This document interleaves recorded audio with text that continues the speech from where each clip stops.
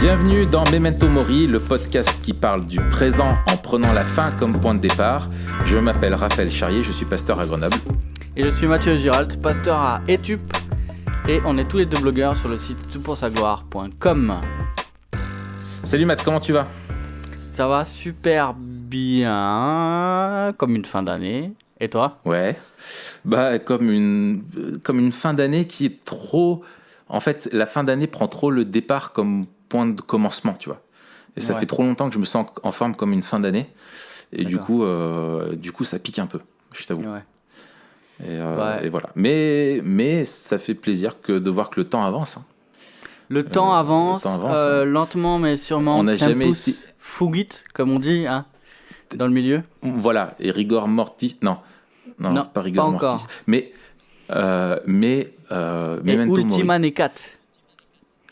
Ultima et alea jecta est. Oui, et vae victis. Ouais, veni vidi vici. Et Dolce Gabbana. Semper fidelis. Et purée, tu vas m'avoir. Et cogito ergo sum. Oh. Hey. Tu coco e mi fili? Malade. Bon, avant d'attaquer, je voulais juste comme Kiwis passem parabellum. Parabellum patented 5.0 des Ortigel. Alors. Ouais.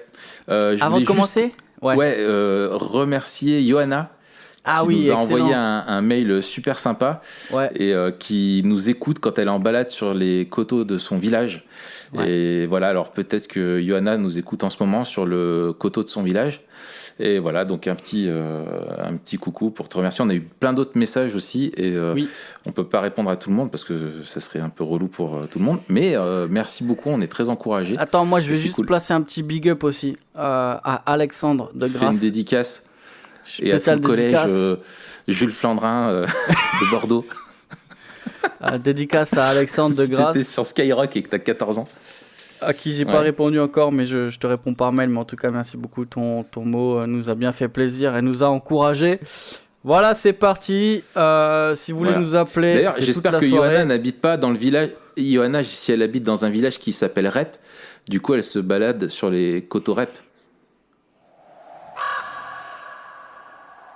Corbeau de la solitude. J'espère qu'on aura encore les corbeaux de la solitude. D'accord. Bon, Dave, si tu peux me mettre un petit corbeau de la solitude en rétroactif, s'il te plaît. Ça fera plaisir. Les cotorep, on dit plus ça maintenant, mais avant on parlait de ça. On t'a jamais insulté de cotorep quand t'étais gamin ? Nous, c'était pas cotorep, c'était un autre nom. Mais nous, on les aimait bien pour deux raisons au collège. Ça. Parce que, ils étaient souvent, pas tous, hein, mais souvent bêtes et méchants, donc il fallait pas les embêter. Et puis, ils nous faisaient des crêpes tous les mercredis. Hein, donc ça, c'était cool. C'est bien. Et que ça, chez nous, cotorep, c'était vraiment l'insulte de base, quoi. Puis tous les trucs de Grenoble, c'est Narvalo. Oh, Narvalo. Ah non, peut-être. Bref. Je te propose qu'on continue notre série. Ah, peut-être juste avant. Je sais pas si vous l'avez suivi, mais il y a quelques semaines, on a lancé un shop à TPSG qui vous permet d'avoir du style tout en témoignant autour de vous. Exactement. Ou tu témoignes avec style, du coup. Tu témoignes avec style. Et même si tu témoignes pas, tu as du style. Du textile. Et oui. Et pour on a vous reçu faire profiter de ça, comme on est à la radio, je vous fais écouter le t-shirt. Voilà, comme si on est... Voilà, ça c'était le bruit du t-shirt. Tu fais un peu de l'ASMR là. Tu vois ce truc d'ASMR sur YouTube ? Ouais, c'est infernal, mon gars. Eh ben, on va vous faire un épisode... Je comprends pas, moi. Un épisode Memento Mori avec 1h30 de blagues de Raph pour vous faire dormir. Relaxation. En chuchotement. Je gratterai le micro. Excellent. Il faudrait faire un ASMR Grippal. Ah oui. T'imagines un ASMR Grippal ou des mecs qui reniflent. Et tu renifles et tout, t'es malade. Ah, ça doit être... Non, mais sachez, si vous aimez la SMR, on vous aime aussi, c'est juste qu'on vous comprend pas. Ouais. C'est juste et donc le shop, il y a les super, il y a le logo notamment Memento Mori. Ah ouais, il y a le beau logo Memento Mori. Dans la sphère chrétienne. On est peut-être les mecs les moins organisés et les plus approximatifs, mais on a le logo qui déboîte le plus. Ouais. Non, il y a Coram Deo qui est moins... Bah oui, ça se voit. Ouais. On le sait en plus, on connaît Guillaume. Ouais, c'est vrai. Mais espèce de fumiste. Voilà, allez voir le shop, on le mettra dans la description. Ouais, voilà. Et vous aurez pas de réduction pour le moment. Voilà, c'est vendeur, pas de réduction parce que c'est Noël. Je suis un bon commercial. parce qu'on a c'est pas nickel, le choix. Je pense qu'on va avoir un pic de vente des mardis prochains. Mon gars, tu peux compter sur moi. J'ai raté ma vocation, moi. Ouais. Bon, alors, on avait fait 2 épisodes. C'est le 3e de notre série. On avait vu d'abord sur la vision du monde, cette série-là de 4 épisodes. Nous avions vu la chute. La création, pardon, on commence par le commencement, la création et tout ce que cela implique dans notre vision du monde. Ensuite, ce qu'on appelle la chute ou la rupture, c'est-à-dire la chute de l'homme, la façon dont l'homme s'est détourné de Dieu, et pour voir l'implication que cela a eu sur nous et sur toute la création. Donc, et sur notre relation avec Dieu avant tout. Et puis, aujourd'hui, nous allons voir la 3e et avant-dernière étape, qui est celle de la rédemption, qui est très liée en fait à la dernière, qui est la glorification ou la restauration de toute chose, celle qui est donc on en parle souvent dans la question de la vie éternelle, qui sont un petit peu deux événements finalement d'un même épisode dans le plan de Dieu. Mais aujourd'hui, on va s'attacher à la rédemption et voir un petit peu, voilà, qu'est-ce que ça implique, ce que c'est la rédemption, qui l'opère, quels en sont les moyens, et puis quelle est la portée de cette rédemption, et ce que ça implique dans notre vision du monde pour nous en tant que chrétiens aujourd'hui, et dans notre compréhension du monde qui nous entoure. Matt, je te jette la balle. Hop. Yes, alors peut-être il faut rappeler une chose, c'est que ce qu'on a vu depuis le début de cette série, c'est que notre vision du monde, c'est une histoire. Et que toutes les visions du monde sont une histoire. C'est une interprétation des faits, de l'histoire du monde et de notre place dans le monde. Et que dans cette histoire, dans la vision du monde biblique, c'est l'histoire de la rédemption, en fait. C'est la vision du monde biblique, elle est décrite dans la parole de Dieu, la Bible. Et donc, on voit que dès la chute, Dieu promet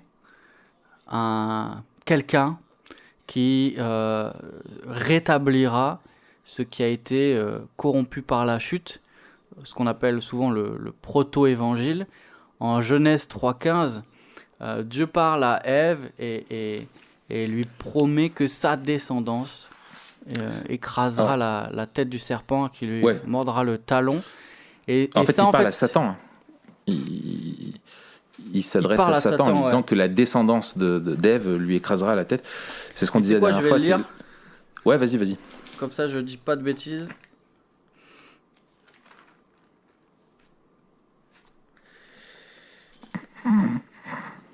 Moi, je fais un petit peu d'ASMR en attendant.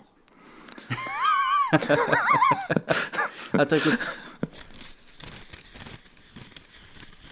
Excellent. Tu te relaxes. Ouais. Ça, c'est quoi? C'est de la seconde 21, ça. Alors, je lis effectivement, Raph, tu as bien fait de me corriger. C'est au serpent que Dieu s'adresse. Il lui dit: je mettrai inimitié entre toi et la femme, entre ta postérité et sa postérité. Celle-ci t'écrasera la tête et tu lui blesseras le talon. Donc, pour l'instant, quand on est à cette partie de la Bible, c'est encore énigmatique. Mais ensuite, on voit le déroulement du plan de Dieu, du plan de sauvetage de Dieu dans toute l'histoire, dans tout l'Ancien Testament.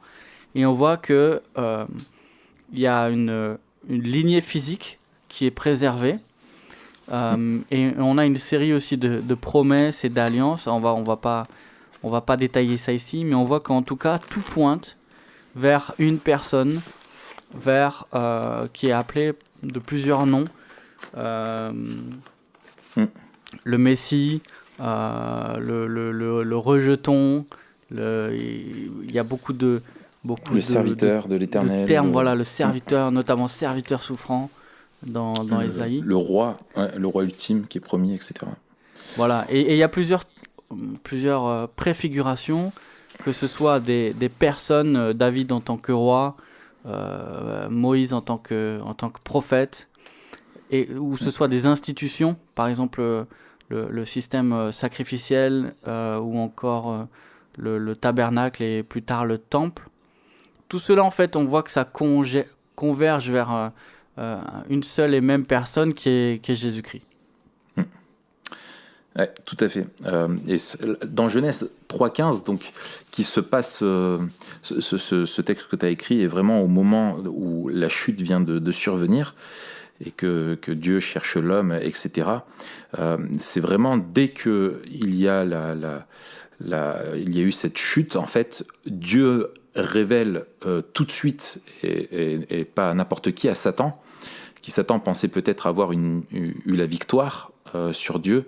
Dieu lui révèle que certes il a détourné l'homme de sa vocation, mais que par là même il a scellé son sort, dans le sens où Dieu lui promet qu'un jour, en fait, de cette descendance que lui a voulu détourner, de l'humanité que lui a voulu détourner de Dieu, et ben de la descendance d'Ève, un jour naîtra. Donc c'est un premier indice, c'est que ça sera un homme.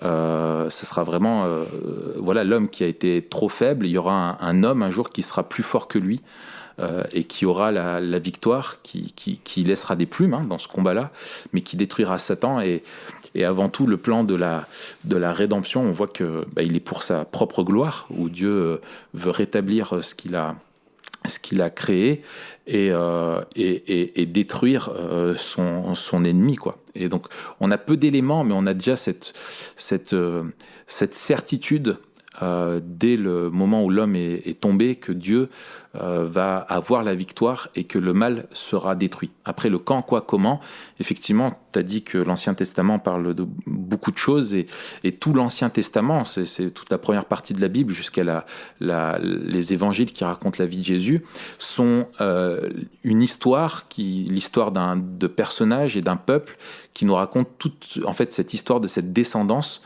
de Ève, et comment Dieu la préserve pour qu'un jour vienne celui qui sera capable de détruire Satan et de racheter les hommes, quoi. Exactement. Et c'est important de rappeler que donc la Bible nous parle de cette histoire-là, que cette histoire, elle est sélective comme toutes les histoires, et que la visée de la Bible, elle est théologique. Donc c'est ce qui a été choisi pour faire partie du canon, c'est d'une part ce qui a été révélé, et ce qui était aussi nécessaire pour notre compréhension du plan du salut. Et tout n'a qu'une visée, c'est de révéler Jésus-Christ et la gloire de Jésus-Christ. Et aussi, Jésus-Christ, c'est la clé de compréhension. Donc d'une part, l'Ancien Testament nous aide à comprendre l'arrivée de Jésus, et Jésus nous aide à comprendre le déroulement de l'histoire de l'Ancien Testament. Et donc c'est important de voir l'aspect historique de la révélation, non seulement de la révélation scripturaire, donc des livres qu'on a dans l'Écriture, mais aussi de la révélation de l'incarnation. Quand Jésus naît, quand le Verbe s'incarne, on a là un événement historique. Et donc c'est important de rappeler que la vision biblique du monde, c'est pas juste une somme d'idées, ou c'est pas juste une théorie qui nous aide à comprendre le monde. Des thèses, des concepts. Exactement. Ou même des doctrines ou des dogmes. Mais c'est avant tout l'histoire de l'intervention de Dieu et de l'interaction de Dieu avec les humains. Si c'est un dogme, on peut s'en affranchir. Si c'est l'histoire, on est dedans. Il faut savoir de quel côté de l'histoire on se trouve. Excellent, ouais, tout à fait. Et on l'avait déjà dit, ça, l'importance de l'historicité de la création, qui est un vrai début. Il y a un vrai commencement, il y a l'historicité d'Adam et Ève, l'historicité de la chute et l'historicité après de la venue de Christ et de l'incarnation, quoi. Alors justement, on enchaîne là-dessus ? Bien sûr. Donc sur la rédemption, peut-être qu'il faudrait d'abord, d'un point de vue méthodologique, qu'on définisse ce qu'est la rédemption. Et souvent j'entends, je me souviens il y a quelques temps, j'avais entendu parler de Franck Ribéry, le footballeur, tu sais. Oui. Et en fait, un journaliste disait qu'il voulait opérer sa rédemption suite à des frasques qu'il avait eues avec une prostituée qui était éventuellement mineure. Enfin, je ne sais plus trop des détails de l'affaire, mais ça avait fait beaucoup de bruit à l'époque. Et je me souviens, j'avais été frappé parce que les journalistes qui parlaient de lui parlaient beaucoup de la personne qui fait sa rédemption. Et dans cette notion justement de se racheter une conduite. Et finalement, il y a quelque chose de vrai là-dedans, mais qui est assez, enfin, qui est en même temps faux. C'est-à-dire qu'effectivement, il y a une notion dans la rédemption, c'est la sémantique du rachat, mais c'est de racheter une dette. Mais en fait, d'un point de vue biblique, dans la rédemption, il y a l'idée que en fait, c'est quelqu'un qui te rachète et qui est lié en fait à l'esclavage. Où en fait tu étais quelqu'un qui était esclave, et un esclave ne peut pas acheter sa liberté, n'est pas libre, contrairement à un salarié aujourd'hui de nos jours où si tu veux partir tu pars. Mais il fallait, pour être libéré, que quelqu'un te rachète à ton maître pour te délivrer. Et en fait la rédemption, c'est ça, c'est comment est-ce que Dieu s'y prend pour nous délivrer de notre condition et restaurer la relation. Et en fait, la rédemption, c'est pas notre rédemption, c'est Dieu qui l'opère pour nous. Donc c'est juste ça qui est important peut-être de rappeler, comment est-ce que Dieu va restaurer, va remettre en ordre toute chose, quoi. Absolument, là c'est un mot pris un peu dans son sens large, pour parler du salut, parfois employé de manière plus précise pour axer sur une des facettes. Voilà, une des facettes. On voit que le Nouveau Testament, et en particulier dans les épîtres de Paul emploie plusieurs mots, plusieurs concepts pour parler d'une même réalité. Et c'est un peu comme un diamant à plusieurs facettes. On voit que ici ou là, il emploie telle ou telle catégorie pour nous aider à comprendre en fait l'œuvre de Dieu dans le salut et avoir les différentes réalités de manière plus claire. Il n'y a pas un seul angle qui est valable. Ça, ce sera intéressant. On en reparlera, mais ce sera intéressant notamment quand on parle du salut autour de nous.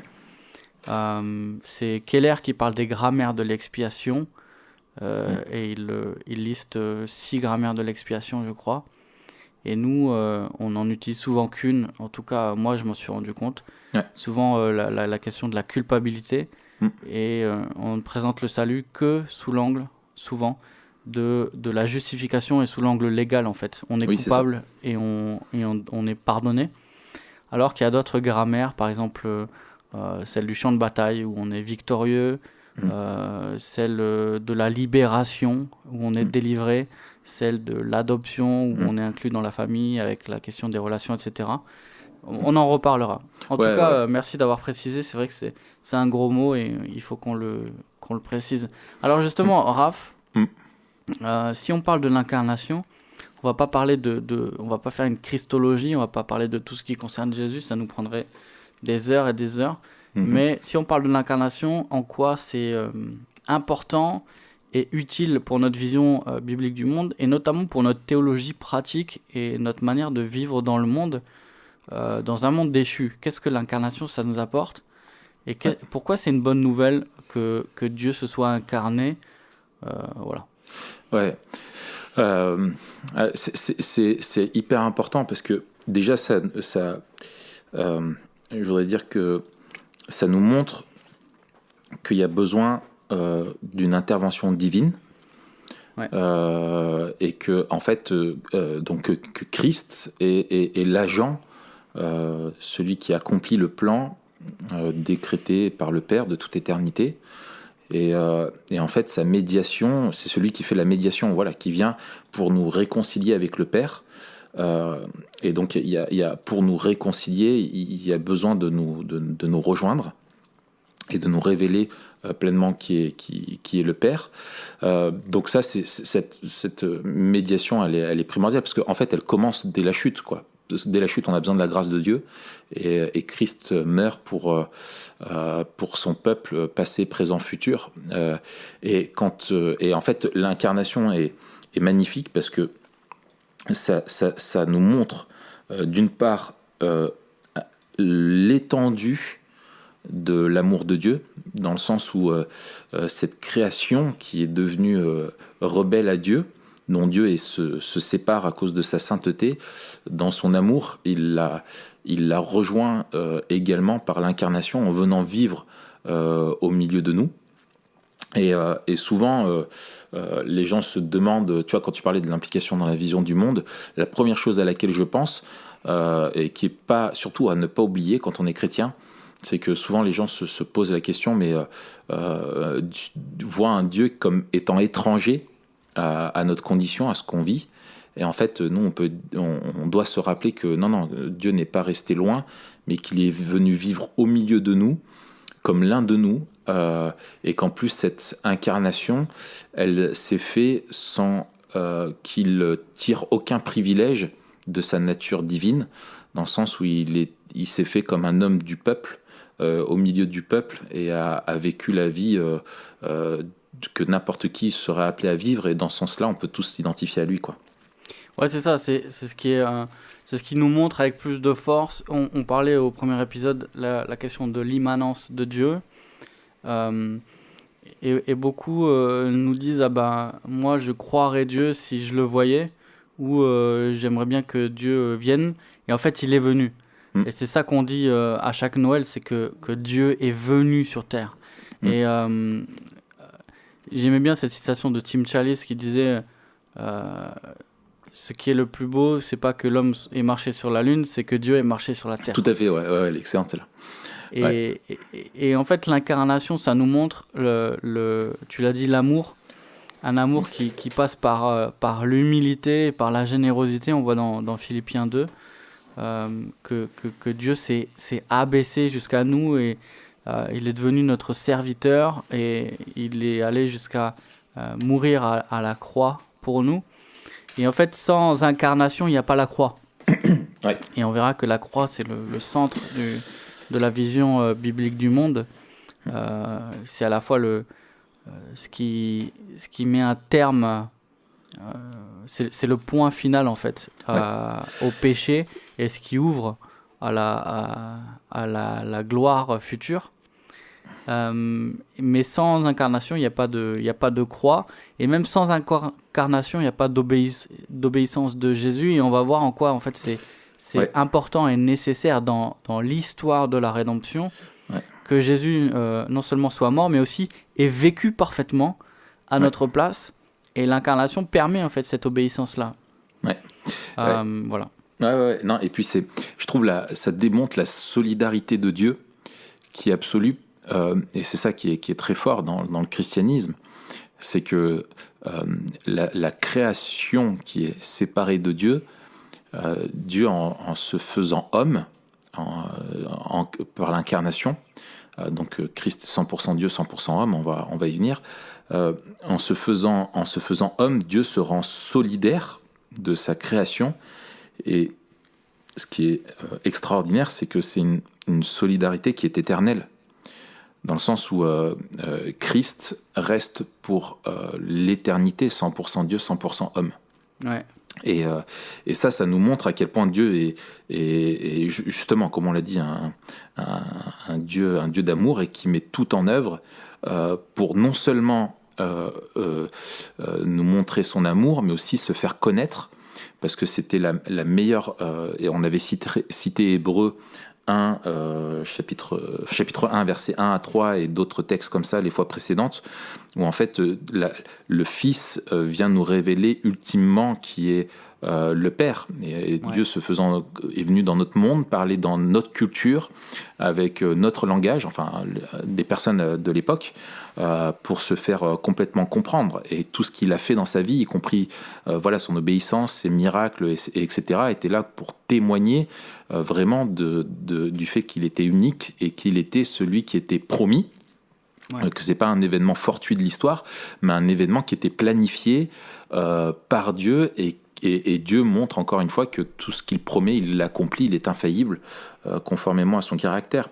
Et moi, souvent, je prends ce texte-là, le prologue de l'Évangile selon Jean, qui est merveilleux, qui nous dit qu'au commencement donc était la parole, et la parole était avec Dieu, et la parole était Dieu. Elle était au commencement avec Dieu, tout a été fait par elle, et rien de ce qui a été fait n'a été fait sans elle. En elle était la vie, et la vie était la lumière des hommes. La lumière brille dans les ténèbres, et les ténèbres ne l'ont pas accueillie. Et c'est ça qui est merveilleux avec Noël, qu'on va fêter. Là, je ne sais pas quand est-ce qu'on paraît, notre article, mais je crois qu'on n'est pas loin de Noël. Ouais, normalement c'est lundi, là. Donc c'est le... Ouais. Quoi, le Ouais, c'est bientôt. 17 en fait... le 17. Ouais, le 17, ouais, donc en fait, c'est ça qu'il faut qu'on se souvienne, c'est que l'humanité est plongée dans les ténèbres à cause de la corruption du péché. La création est plongée dans les ténèbres, et t'as la lumière qui vient briller au milieu des ténèbres, quoi. Et c'est ça, l'étoile du matin, et c'est comme si t'imagines, t'es dans les noirs totales, et puis tu vois une comète qui arrive dans la lumière, et je trouve un autre élément qui est hyper important dans cette image de la rédemption, c'est que les ténèbres, quand la Bible parle des ténèbres, d'un monde qui est dans les ténèbres, qui n'ont pas reconnu la lumière, l'image peut nous sembler un petit peu absurde, mais les ténèbres, c'est vraiment non seulement le symbole de la rébellion, mais aussi de l'aveuglement de l'humanité à cause de son péché, qui n'a pas voulu reconnaître justement ce qu'elle demande, c'est-à-dire que Dieu vienne vivre au milieu d'elle, et lui montre qui il est. Eh bien, Dieu l'a fait. Et on voit même que, alors qu'il l'a fait à cause de notre rébellion morale contre Dieu, on était incapable de le reconnaître, quoi. Absolument. Et en lien avec l'incarnation, il y a la question de la double nature de Christ, donc qui est parfaitement homme, parfaitement Dieu. On a du mal à saisir comment c'est possible, en fait. Ouais. C'est normal, parce que nous, c'est un mystère, ça nous juste dépasse. Que homme et même pas parfaitement homme. Et ça reste un mystère, mais en tout cas c'est important d'affirmer cette double nature, puisque cette double nature elle explique aussi pourquoi et comment Jésus peut vivre comme un homme parfait, pas juste comme Dieu désincarné, pas juste comme un homme limité comme nous, mais comme un homme parfait. Et ça aura beaucoup d'impact, notamment sur la question de l'obéissance de Jésus. Ok. Avant de passer à l'obéissance, en fait, peut-être un truc à dire sur la double nature ? Ouais, en fait, personne n'a été plus homme que Jésus. Ouais, c'est ce qu'on disait d'ailleurs dans le podcast sur la virilité. Exactement. Et en fait, et ça, je pense, c'est important encore de le rappeler, c'est que si on veut se demander à quoi devrait ressembler l'humanité, là, on est dans un monde tel qu'il ne devrait pas être, mais tel qu'il est. Et finalement, Christ nous révèle par l'incarnation l'humanité telle qu'elle devrait être. Et c'est ça qui nous montre à quel point, finalement, quand on regarde à Jésus et à son humanité, on voit à quel point notre humanité à nous est finalement est salie et pervertie, quoi. Absolument. Et donc ça vient sur la question de sa vie, comme tu disais, sur son obéissance. Peut-être on peut, parce que c'est vrai qu'on se concentre beaucoup sur la mort et la résurrection, mais Christ ne s'est pas incarné comme un adulte, ce qui aurait pu être un choix de Dieu souverain.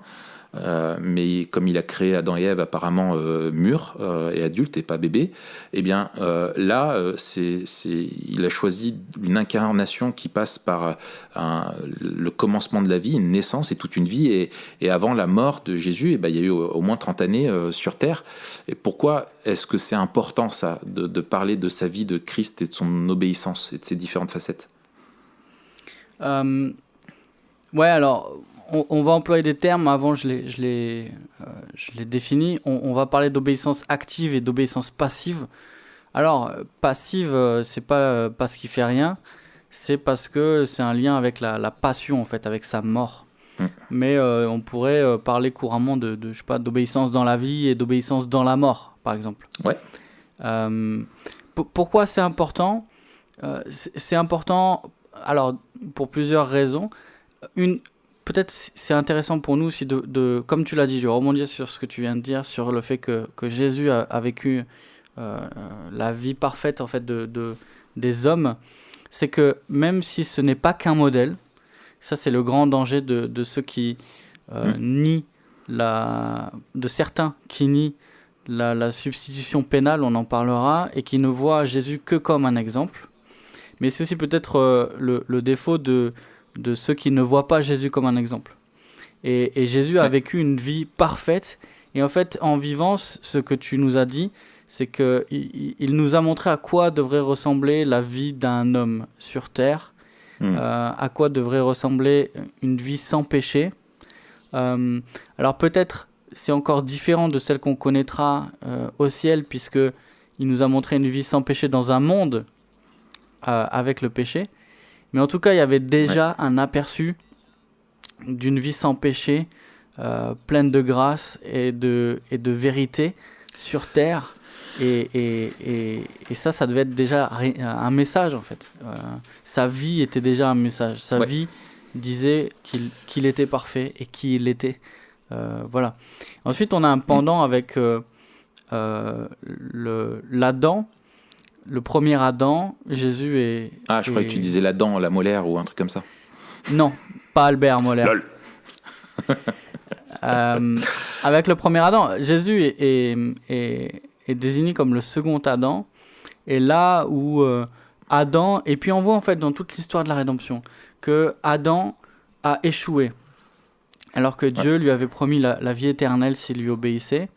On voit plus tard que tous ceux que Dieu a appelés ont échoué d'une manière ou d'une autre. On voit aussi que le peuple, à la sortie d'Égypte, a échoué, mis dans une position similaire un peu. Le peuple qui a appelé le fils premier-né de Dieu. Et tout ça, ça fait écho quand on lit ensuite que Jésus, c'est le vrai Adam, que Jésus, c'est le vrai peuple, que tous ceux que Dieu a chargés de quelque chose ont échoué. Et en fait, Jésus, par sa vie, a vécu tout ce que l'humanité aurait dû vivre. Et en fait, ce que Dieu demande, il n'y a que Christ qui l'a vécu. C'est ça. Et ainsi, on est au bénéfice de son obéissance active et on est au bénéfice de sa justice, en fait. Ouais. Et la solidarité n'est pas juste... quand on parle de solidarité, c'est pas juste une solidarité morale, mais une solidarité dans... je voudrais dire dans notre essence, dans le sens où il vient pour vivre en tant qu'homme et nous représenter et nous permettre d'être au bénéfice de sa vie et de son obéissance. Et lui, le seul, comme tu disais, a vécu parfaitement, donc a aimé Dieu comme il doit être aimé, et à aimer son prochain sans faillir ni dans l'un ni dans l'autre de ces commandements-là, quoi. Absolument. Et puis même dans sa vie, je trouve aussi c'est important de noter que tous les miracles, tous les signes miraculeux qui ont eu lieu ne sont pas là pour nous montrer simplement sa divinité, comme si toi et moi on faisait un tour de magie où il s'est pas amusé à soulever tu vois, des poids qu'aucun homme ne pourrait soulever ou se mettre à voler en disant voyez, regardez, je peux faire tout ce que je veux parce que je suis Dieu. Pas du tout. Dans sa divinité, tous les miracles qu'il a fait étaient là pour nous montrer le but de sa venue sur terre, qui était de réparer de restaurer les effets du péché, que ce soit sur le corps, mais encore au-delà de ça, tous ces péchés-là et les effets qu'ils avaient. Par ces miracles, Christ a montré qu'il était venu pour nous délivrer de notre condition d'humain déchu, pour qu'on retrouve une nouvelle condition, une nouvelle humanité en étant unis à lui. Et ça, c'est hyper important aussi dans notre vision du monde, quoi. Absolument. Parce que on parle pas juste de magie, on parle pas juste de tout ça, mais on parle de tout ce qu'a fait Jésus avait du sens et servait à nous montrer qui il était et ce à quoi on était appelé à devenir en nous mettant, en rentrant dans sa postérité à lui, en fait, en rentrant dans sa famille et en devenant l'aîné, en devenant notre roi, enfin toutes ces facettes aussi de son identité, et nous permet de vivre une nouvelle humanité, quoi. Absolument. Et l'auteur aux Hébreux, quand il parle de Christ comme le parfait souverain sacrificateur, celui qui à la fois représente Dieu auprès des hommes et représente les hommes auprès de Dieu, c'est un peu le trait d'union, le médiateur. Hein. C'est ça. Après Moïse, il y a eu les souverains sacrificateurs qui servaient de médiation entre le peuple et Dieu, notamment avec les offices du tabernacle et puis plus tard du temple. Du temple, oui. L'auteur aux Hébreux, au chapitre 4, versets 15 et 14, il dit on a un souverain sacrificateur qui a traversé les cieux, Jésus, le Fils de Dieu. Demeurons fermes dans la foi que nous professons. Et la raison qu'il dit pour demeurer ferme, c'est pourquoi ? Car nous n'avons pas un souverain sacrificateur qui ne puisse compatir à nos faiblesses. Au contraire, il a été tenté comme nous en toutes choses sans commettre de péché. Et donc en fait, on voit que la vie parfaite de Christ, c'était une vie qui n'a pas été dénuée de tentation, mais dénuée de péché. Et qu'il peut nous secourir d'une part parce qu'il connaît la tentation, mais aussi parce qu'il n'a pas connu le péché. Ouais. Et ça devrait nous encourager dans notre vie de piété. Un peu plus tard, au chapitre 5, au fin du verset 7, verset 8, il dit « Il a été exaucé à cause de sa piété ». Ouais. Il parle au moment de sa mort. Il a été exaucé à cause de sa piété. Il a appris, bien qu'il soit fils, l'obéissance par les choses qu'il a soufferte. Et donc on voit la nécessité de l'obéissance dans ce monde déchu. Et c'est ça aussi, c'est cette vie parfaite qui l'a justifié auprès de Dieu, et c'est pour ça que Dieu l'a ressuscité. Dieu ne ressuscite pas un pécheur et ne nous impute pas sa justice. Tu vois, c'est pas en vertu de la résurrection de pécheurs qu'on est juste, c'est en vertu de la résurrection d'un juste. Ouais, et puis résurrection et pécheur, bug, ça marche pas. Ça bug. Alors il y en a eu comme des prémices. Mais on voit que ça n'a pas marché de manière éternelle. Voilà, ils sont morts une deuxième fois en fait. Il n'y avait pas eu la croix.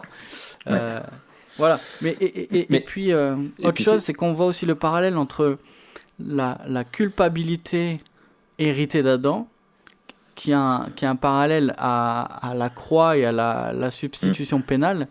Et on voit le parallèle avec la corruption héritée, où on a un parallèle avec la vie parfaite de Christ. Et en fait, à la corruption, Jésus a vécu parfaitement, et à la culpabilité, Jésus est mort innocemment. Ouais. Ouais, en fait, c'est ça qui est beau. On n'a pas le temps de le faire, mais il y a toute une théologie biblique qui compare justement les deux Adams, le premier et le deuxième, qui est Christ, et les richesses qu'on a là-dedans, et dans ce qu'on appelle aussi, peut-être juste le mentionner comme ça, c'est important, je pense, quand on parle de l'office, enfin justement de ce qu'a fait Christ.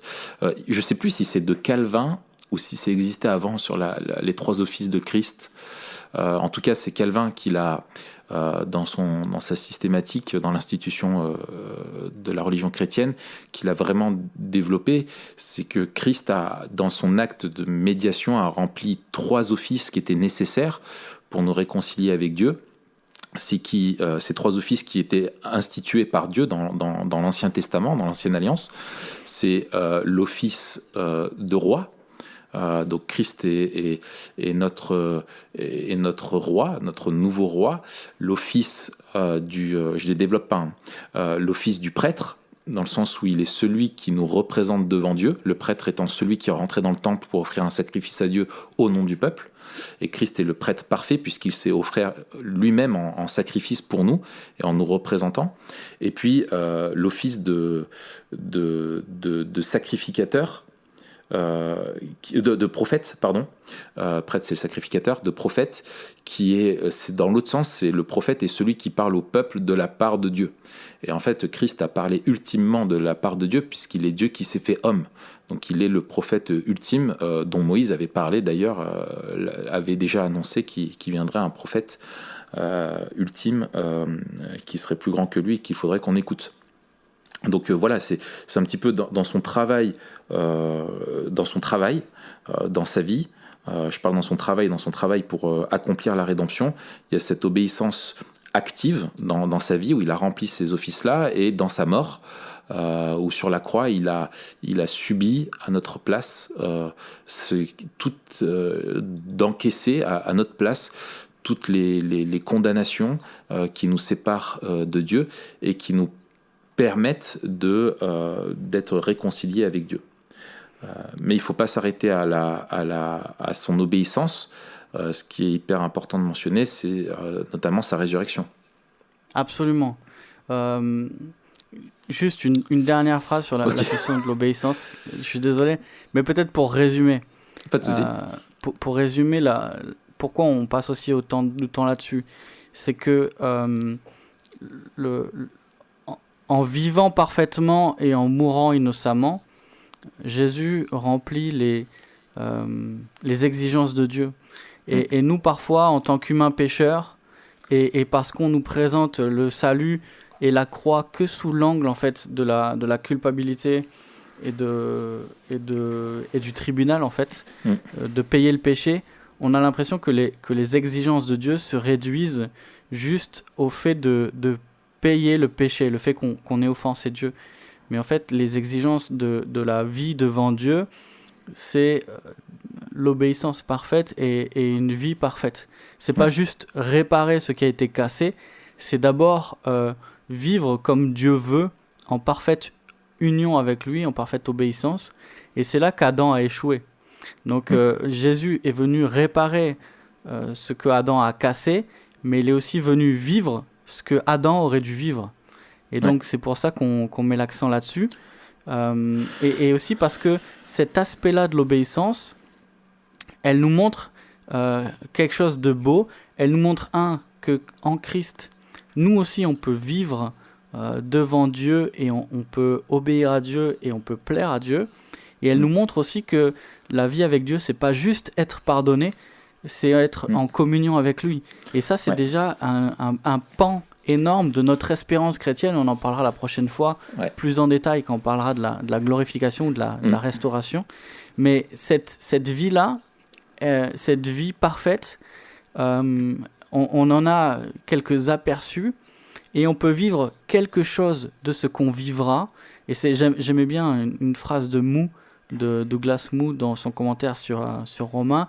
Il disait on ne doit pas vivre seulement, je crois que je l'avais déjà cité, on ne doit pas vivre seulement ce qu'on devrait être ou ce que l'on est, mais on devrait vivre ce que l'on sera un jour. Et en fait, c'est ça le Memento Mori, c'est ça la vie Memento Mori, c'est vivre aujourd'hui à la lumière de ce qu'on sera demain. C'est génial. Et je trouve que, tu vois, encore, tu me diras, on perd pas de temps, mais on kiffe en fait. C'est que le mec quand ils sont en plein kiff, c'est que je trouve il y a cette incarnation, cette vie de Christ, sa mort et sa résurrection, je trouve aussi apporte certes une réponse. Et là depuis tout à l'heure on est en train d'en parler d'une manière théologique, ça parle à notre raison, au sens, ça fait sens quoi. Il y a une logique, on voit enfin que Dieu a un plan, c'est super. Mais je trouve aussi, et moi c'est quelque chose que je veux pas oublier, c'est que ça parle aussi très fort à nos émotions, et le texte que tu as cité d'Hébreux nous rappelle justement qu'on doit que Dieu peut nous comprendre. Et quand toi vivre avec la vision de Dieu, c'est vivre le monde selon le point de vue de Dieu, c'est pas toujours facile. Et en fait, de se rappeler de l'incarnation de la personne de Jésus-Christ, comme tu disais très bien, je trouve c'est très fort parce que ça nous rappelle que la tentation, Dieu peut nous comprendre, il sait ce que c'est. On ne parle pas à quelqu'un qui est incapable de nous comprendre. Et c'est terrible quand tu dois te confier à quelqu'un qui n'est pas capable de te comprendre parce qu'il ne l'a pas connu. Et en fait, il a connu les tentations, il sait ce que c'est que d'être humain. Et il y a cet autre privilège qui est énorme et qui nous fait du bien aussi, c'est que justement, en plus de ça, lui a vaincu parce qu'il sait qu'il n'y avait pas d'autre moyen. Il fallait que lui et que lui seul vienne pour pouvoir nous sauver, parce que nous-mêmes nous en sommes incapables. Et donc c'est son but. Donc non seulement Dieu te comprend, mais en plus, au-delà de te comprendre, Dieu t'offre une vraie solution, une vraie espérance. Et t'es toujours là, Matt ? Ah ouais, je t'écoute. Ouais, t'es toujours là, tu m'écoutes religieusement. Je bois tes paroles. Tu bois, c'est bien. Et en fait, tu vois, moi, il y a une autre citation, je trouve, donc, qui est hyper forte et qui, pour moi, est vraiment hyper importante dans la vision biblique du monde. C'est que c'est ce que disait Oswald Chambers. Il disait que la foi qui se confie en elle-même n'est pas la foi. La foi qui se confie en Dieu est la seule véritable. Absolument. Et en fait, on fait confiance à une personne, pas à un concept, à une doctrine, mais à une personne. Et c'est Paul qui disait aussi à Timothée, je sais en qui j'ai cru. Et pas en quoi j'ai cru, mais je sais en qui j'ai cru. C'est vraiment une personne. Et donc ça, c'est hyper important dans notre vie au quotidien et notre espérance à venir, parce que notre destin est lié au sien. Et par la foi, on est unis à lui, quoi. On croit pas juste, et notre salut et notre vie ne dépendent pas de l'intensité de notre foi, mais de l'objet de notre foi. Exactement. Et tu vois, récemment, là, j'étais un groupe de jeunes, on a étudié ensemble Romains 4, avec l'exemple de la foi d'Abraham, justement. Où au début, il parle de la foi qui arrive avant la circoncision. On voit ensuite que Abraham, c'est le père de tous ceux qui croient, juifs et non-juifs. Et ensuite, la dernière partie de Romains 4, c'est justement la foi d'Abraham en qui il a cru. Et on voit un descriptif de Dieu, en fait, qui est celui qui est plus grand que les éléments, qui tient ses promesses, qui est tout-puissant. Et on a un tableau, en fait, de la foi d'Abraham, qui était une foi dans le Dieu de la promesse, dans le Dieu qui peut faire ce qu'il a dit et qui peut faire ce qui nous semble impossible. Et voilà, c'est ça. Super que tu dis ça, parce que souvent on oublie ça et on se concentre sur notre foi au lieu de nous concentrer sur Jésus, en fait. C'est ça. Et justement, vas-y. Et t'as des personnes, moi, qui me disent, mais moi j'aimerais bien avoir la foi, mais j'y arrive pas. Et en fait, je leur dis, mais c'est tout le problème de ton approche, c'est que t'es en train de te planter, tu cherches une force en elle-même, tu vois, comme un truc mystique, mais en fait, la foi, elle est relationnelle. Et cherche à connaître Dieu, et tu vas voir que ta confiance en lui va grandir, quoi. Absolument. C'est comme chercher l'amour sans avoir quelqu'un à aimer. Exactement. C'est un très bon parallèle. Et d'ailleurs, quand on dit je cherche l'amour, c'est qu'on cherche quelqu'un. Ça, c'est pas faux. C'est pas faux. Soit dit en passant. Voilà, une autre notion qui est importante pour nous, c'est la notion d'union avec Christ. Alors, on va en dire 2 mots, parce que là encore, on pourrait passer une demi-heure. 2 mots. C'est qu'en gros, on ne dissocie pas, et en fait, on vient déjà d'en parler de façon indirecte, c'est qu'on ne dissocie pas Jésus de ce qu'il a fait pour nous. Et en fait, la nouvelle vie qui nous est donnée, voilà, exactement, on ne dissocie pas le salut du Sauveur. C'est-à-dire que le salut, c'est précisément la mort et la résurrection du Sauveur. Et par notre foi en lui, nous sommes unis à lui, c'est-à-dire que quand il est mort pour nos fautes, et quand il est ressuscité, il est ressuscité pour nous donner sa vie, une vie nouvelle. Voilà, dans le sens où c'est pas, Dieu ne nous redonne pas une nouvelle vie, qui soit indépendante de lui, mais c'est une nouvelle vie en Christ. En fait, si c'était juste une nouvelle vie, comme une nouvelle chance, ça serait en fait voué à l'échec. Mais en fait, c'est sa vie qui nous est imputée, qui vient vivre en nous par son esprit, et Christ qui vient vivre en nous par son esprit. Et donc voilà, c'est ça qui est précieux, c'est qu'on est unis à lui pour toujours. Son destin est lié au nôtre, et notre résurrection dépend de la sienne, et notre vie éternelle dépend de la sienne, quoi. Absolument. L'union avec Christ, plusieurs aspects, mais nous sommes en Christ et Christ est en nous. Il y a ces deux aspects de... C'est une union comme le mariage. Les deux ne font sans confusion des personnes, c'est-à-dire qu'on ne devient pas Dieu, et voilà, mais on est unis à lui, comme tu fais, c'est une alliance, quoi.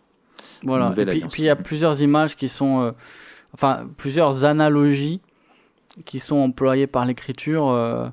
L'analogie de la construction, de l'édification, où on est les pierres, lui il est la pierre angulaire et on est édifié autour de lui.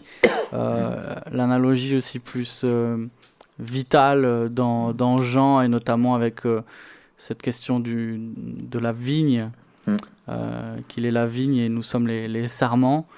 Tout ça, c'est des images le pour corps, nous montrer il est la tête, nous sommes le corps, exactement. Etc., c'est des images pour nous montrer qu'on est à la fois dépendant de lui et uni à lui. Et donc, on est au bénéfice de tout ce qu'il nous a acquis devant Dieu. Et donc, c'est lui notre justice, c'est lui notre justification. Et c'est seulement parce qu'on est uni avec lui qu'on a ce que l'on a. Et alors, ce livre dont je t'ai parlé, tu l'as lu, je crois, One with Christ. Ouais, excellent. Alors, c'est en anglais. On va le mettre en lien. Mais moi, c'est un livre qui m'a fait beaucoup de bien parce que justement, il m'a rappelé toutes ces glorieuses vérités. Et il m'a rappelé que souvent, on parle du salut comme quelque chose qu'on donne, ou alors que Dieu nous donne, un peu comme un paquet cadeau qu'on doit accepter ou pas. Et finalement, c'est comme un transfert, et on oublie que le salut, c'est l'union avec quelqu'un. Et c'est parce qu'on est uni à Jésus qu'on est sauvé. Et c'est parce qu'on est au bénéfice de sa vie parfaite, de sa mort innocente, et que tout ce à quoi il a droit, on en est au bénéfice parce qu'on est uni à lui. Voilà. Et on a fait l'expérience une fois pour toutes de sa mort et sa résurrection, qui nous justifie, mais on fait également aussi cette expérience au quotidien dans la mise à mort du péché, parce qu'il est mort pour nos fautes, et le fait de le laisser vivre son esprit en nous pleinement, quoi. Absolument. C'est une expérience qui est quotidienne de sa présence, du Christ mort et ressuscité en nous. Et ça, c'est juste merveilleux, quoi. Ça change ta vision de la sanctification quand tu as compris ça. Et que c'est pas juste une obéissance envers quelqu'un, quoi. Et justement, la résurrection, c'est la preuve que Dieu a justifié Jésus, qu'il a agréé la vie parfaite de Christ, que la mort ne pouvait pas le retenir parce qu'elle n'avait aucun droit sur lui. Et c'est aussi les prémices de notre propre résurrection. Et c'est ce que dit Paul dans 1 Corinthiens 15. S'il n'y a pas de résurrection, alors notre foi est vaine. En fait, toute notre foi repose sur la résurrection de Christ. Et la résurrection nous dit quelque chose de ce qui nous attend. Elle nous dit quelque chose de la victoire de Jésus sur le péché.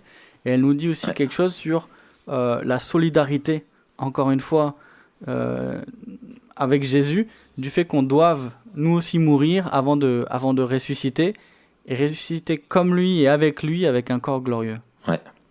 Ça c'est et du coup le but, les buts de cette rédemption sont bien sûr le premier avant tout, c'est d'être réunis avec Dieu, réconciliés au travers de ce que Christ fait pour nous. Et ça c'est merveilleux parce qu'on vit déjà, la portée est énorme, c'est que on vit dans un monde qui est dans les ténèbres, mais le cadeau de Dieu, c'est que si on place notre foi en Christ, eh bien on peut vivre déjà cette réconciliation, en être au bénéfice et apprendre à être transformé par Christ, et que du coup la restauration de notre réelle humanité, qui est celle qui est en Christ, qui est l'humanité ultime, quoi, on pourrait dire, va se restaurer en nous, et Dieu va nous transformer petit à petit dans notre vie pour nous changer et nous arracher de ces ténèbres-là, et nous rendre de plus en plus conformes à qui était Jésus, et qu'on puisse lui ressembler dans nos valeurs, dans notre vocation, dans notre obéissance, etc., quoi. Et ça, il y a non seulement une espérance, mais il y a aussi une espérance qui est vivante, pas une attente simplement, mais une espérance qu'on vit au quotidien, qui est celle d'être transformé jour après jour par Dieu, d'être renouvelé et d'avoir une vraie solution pour aujourd'hui. C'est-à-dire que la vie chrétienne offre vraiment une réponse aux dilemmes auxquels on fait face. Et c'est pas juste un ticket qui dit bah tiens, un jour t'inquiète pas, parce que t'as cru, tu vivras des choses différentes, mais c'est que déjà aujourd'hui on peut faire l'expérience de cette vie de Christ en nous, et donc voir toute notre vie réorientée, le but de notre vie redéfini, et nos relations aussi restaurées en vivant de son pardon et de la grâce, et donc racheter, ça nous permet de racheter, de réformer un petit peu tout ce qu'on vit, quoi. Absolument. La rédemption et la foi en Jésus-Christ nous permet à la fois de voir comme Dieu voit, de vivre comme Dieu veut. C'est un peu le slogan de TPSG. Mais c'est ça finalement, c'est qu'on voit le monde tel qu'il est, on voit Dieu tel qu'il est, on se voit tel que nous sommes. Mais ça ne s'arrête pas là, sinon ce serait terrible. Mais on voit aussi la manière dont Dieu nous transforme et nous permet de vivre dans ce monde-là, nous donne aussi une conscience purifiée. C'est-à-dire qu'on n'est plus accablé par le péché, où on ne devrait plus l'être. On est délivré de l'esclavage du péché, même si on vit encore les conséquences du péché. Et donc on est dans cet âge un peu intermédiaire, où on est déjà délivré de la condamnation, mais pas encore débarrassé des effets du péché. Et donc on vit une tension qui est à la fois le rappel de la chute passée, mais aussi l'annonce de la glorification à venir. Ouais. Et ça, c'est déjà très fort. Par exemple, quand on prend la scène, c'est le message qu'on passe. On passe le message que Christ est mort pour nos péchés, et qu'il reviendra. Qu'il reviendra pour juger le monde et pour nous délivrer complètement. Et en fait, la scène, c'est l'annonce au monde et le rappel à l'Église que Dieu est venu délivrer le monde. Et ça, faut en passant le rappeler, que la portée de la rédemption, c'est l'univers en entier. On avait vu la solidarité de la création tout entière lors de la création, justement. La solidarité de la création tout entière lors de la chute, où le péché avait entaché absolument toute la création. Et aussi, on voit la portée de la rédemption. C'est par l'œuvre de Christ qui allait rétablir partout où le péché avait corrompu. C'est par l'œuvre de Christ à la croix que la création elle-même sera délivrée du péché, et c'est en vertu de l'œuvre de Christ qu'elle sera renouvelée. Et on en parlera dans le prochain épisode. Excellent. Est-ce que on aurait là-dessus encore des implications sur la vision du monde? Là, moi, j'en ai une qui me vient, qui est tellement évidente qu'on pourrait passer à côté, mais qui est celle, en fait, de notre rôle à nous. Ouais. On parlait de vocation redéfinie, d'être racheté en Christ et de, comme tu disais, vivre comme Dieu voit. Voir comme Dieu voit et vivre comme Dieu le veut. J'ai envie de dire, je rajoute à ça de plus en plus, parce que c'est un processus au travers que Dieu nous transforme pour qu'on vive ça et qu'on voit comme lui petit à petit dans cette vocation qui nous est donnée. Du coup, on peut retrouver, et ça rejoint l'épisode qu'on avait fait sur le mandat culturel, donc je ne vais pas développer, mais redonner du sens à notre vie de tous les jours. Et aujourd'hui, il y a à ce mandat-là, il y a un autre mandat, à ce mandat-là, comme le dessin, enfin bref, à ce mandat culturel. Nelson Mandela. Nelson Mandela, ouais, pas mal. Tu me contamines, Raph. Oui, je sais. Donc, à ce mandat-ci, nous est donné un autre mandat, c'est que, étant unis à Christ, nous sommes unis aussi à son projet, qui est de faire connaître à l'humanité et d'appeler l'humanité tout entière, toutes les nations, à se tourner vers lui pour être au bénéfice, par la foi, de ce qu'il a fait, de cette mort et cette résurrection.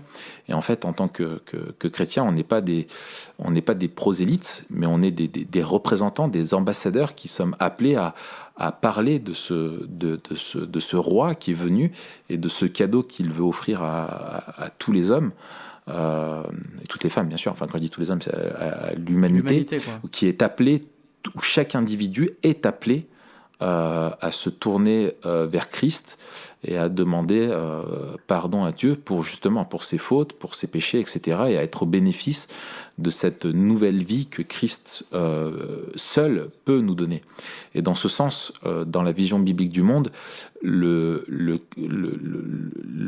l'évangile est quelque chose de radicalement exclusif, c'est-à-dire qu'il n'y a aucun autre moyen d'être sauvé. Il n'y a pas de Christ ou autre chose. Christ réclame toute la seigneurie et dit que tout lui appartient et que, comme dit Paul dans Colossiens chapitre 1, que tout a été créé par lui et pour lui, et qu'il est au-dessus de toute chose. Mais en plus de ça, c'est pas juste c'est exclusif, mais c'est aussi universel, dans le sens où c'est pas pour simplement une culture ou une époque, mais c'est pour toutes les cultures et toutes les époques le même message. Et c'est ce qui fait de l'Église aujourd'hui un témoignage aussi qui est assez extraordinaire, c'est que sur les mêmes bancs, dans la même communauté, tu vas avoir des personnes de différentes origines ethniques, de différents niveaux sociaux, de différentes cultures, qui sont unies dans l'amour de Jésus-Christ. Et ça c'est merveilleux, quoi, de dire qu'on est réunis et qu'on fait partie d'une même famille grâce à ce que Christ a fait, et que cette famille n'est pas encore complète. Il y a des personnes à aller appeler, à aller inviter à faire partie de cette famille-là, et peut devenir membre de cette nouvelle humanité, toutes celles et ceux qui placent leur confiance en Jésus-Christ pour être sauvés. Absolument, ouais. Et ça c'est une implication phénoménale. C'est hyper fort dans notre façon de vivre, quoi. Quand tu vois les gens qui sont autour de toi, tu vois des gens qui sont dans les ténèbres et qui ont besoin de découvrir Christ. Et nous, notre vie, elle doit servir à ça, dans notre témoignage au quotidien de notre façon de vivre, et aussi dans ce qu'on va échanger avec les autres, et de pouvoir annoncer ce message-là. C'est pas quelque chose dont on a le luxe de se priver de faire, quoi. Ouais, c'est ça. On avait résumé les 4 grandes étapes avec le méta-récit, ou le schéma type de toutes les histoires. C'est la création au début d'un décor, d'un monde, ensuite le surgissement d'un obstacle ou d'une difficulté qui met le monde en péril, élément déclencheur, et ensuite vient un héros, ou en tout cas quelqu'un qui a pour tâche de rétablir le monde et de répondre aux problèmes. Et en fait, on en est là.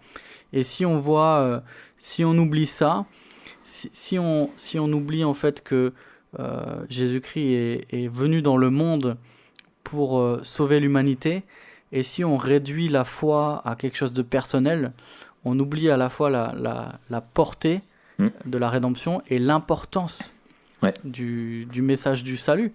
Et de dire, mais en fait, le seul espoir du monde, c'est Jésus. L'espoir du monde, c'est Jésus. Et donc, la définition de l'évangile, en fait, quand on parle de vision biblique du monde, on parle de l'évangile. Tout à fait. On parle du message de salut de Dieu. Et de ses implications. Et là, on est l'apogée du message, l'épisode peut-être le plus important qui lit la gerbe et qui dit en fait, si on loupe cet épisode-là, on va vivre éternellement le malheur qu'on vit. On va avoir ce qu'on mérite vraiment. Et c'est terrible, parce que j'entends beaucoup de monde dire qui marche au mérite, tu vois, dire moi je veux que ce que je mérite. Mais en fait, si on a ce qu'on mérite, c'est terrible, quoi. Et en fait, cette espérance-là, c'est celle que nous annonçons, c'est Jésus-Christ. C'est pas une espérance qui est vague, c'est pas une espérance qui est universaliste où tout le monde est accepté, et tout le monde sera sauvé sans remise en question ou de manière automatique. Mais c'est une espérance qui est conditionnelle et qui est conditionnée par la foi en Jésus-Christ. Et c'est ça qu'on veut proclamer. Et c'est ça aussi le but de Memento Mori. C'est-à-dire qu'en regardant la fin comme point de départ, la fin, elle a que 2 issues, comme dirait l'autre. 4 murs ou 4 planches. La route ne t'offre que 2 issues. La mort ou la prison. En d'autres termes, 4 murs ou 4 planches. T'es très fou, y'a pas un point. Mais non, il n'y a que 2 issues. Il y en a une avec Dieu et l'autre sans Dieu. Et on en parlera, mais l'autre sans Dieu, elle est terrible. Et donc le message d'espérance que nous, on porte, c'est le seul message en la seule personne qui nous permet d'être réconciliés avec Dieu. C'est ça. Excellent. Jésus n'est pas venu nous délivrer de nos problèmes ou de nos corps aux pieds, mais de notre péché qui nous sépare éternellement avec Dieu et qui est une abomination aux yeux de Dieu, quoi. Et Christ a subi la colère et la condamnation qu'on mérite. Il nous offre la vie et l'espérance qu'on ne mérite pas. Et ça, c'est la définition de la grâce. Magnifique. Très bien. On en reste là, peut-être ? Ouais. Est-ce qu'on a pété le record ? Attends, je check. Ah, on est pas mal. Je crois qu'on a record battu. En tout cas, Mathieu, c'était un plaisir de parler de ce beau sujet avec toi. Ben, pareil. Je te laisse inviter nos auditeurs à l'action. Oui, alors, si vous avez aimé cet épisode, veuillez taper dans les commentaires le mot suivant, Gollum. Ça, c'est tel que tu vois le monde. Gollum, si vous tapez Gollum, on saura que vous nous avez écouté. On vous remercie en tout cas de votre écoute. On vous remercie aussi de votre fidélité semaine après semaine. Ouais. Là, on va avoir une pause à Noël. On vous souhaite de joyeuses fêtes. Un noyau Joël. Oh non, purée. Ça, normalement, c'est interdit. Tu sais. Je sais que c'est interdit, mais faut t'es obligé, quoi. Un noyau Joël et bien de manger de la biche de Noël. Sinon, on disait toujours ça. Qui veut de la biche de Noël ? Ouais. Et puis, on vous retrouve bientôt pour le dernier épisode sur la glorification. Et on commencera l'année avec ça, d'ailleurs. Ouais, on va commencer l'année avec ça. On va commencer l'année avec un épisode super cool. Hyper Memento Mori. Ouais, hyper Memento Mori. Et on commence l'année en parlant de l'éternité. Ouais. Fouah, c'est magnifique. Magnifique. Eh bien, Matt, je te souhaite une bonne fin de semaine, une bonne fin d'année. Et je te dis, on se voit dans un an. À l'année prochaine. Non, c'est à l'année prochaine, normalement. À l'année prochaine. Eh bien, on se quitte sur cette blague. Merci, Raph. À bientôt. Allez, salut. Salut.